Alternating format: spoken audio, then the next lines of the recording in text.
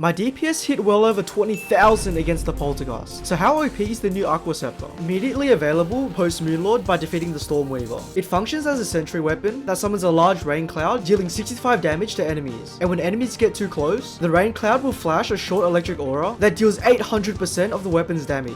This is around 500 without any gear or buffs. I tested this weapon against the Ceaseless Void, Cygnus, Poltergeist, and the results were shocking. This is the loadout I used for all 3 boss fights, just to be consistent. And against the Poltergeist, my average recorded time was 2 minutes and 30 seconds, with only sentries. We can see that as soon as Poltergeist walks into our sentry death trap, his health just explodes. This didn't even take into account the additional minion slots I could have used, which if I did, would lower the time to around 1 minute and 30 seconds, which is an amazing time. Against Cygnus, the Aqua Scepter reached a time around 1 minute and 20 seconds.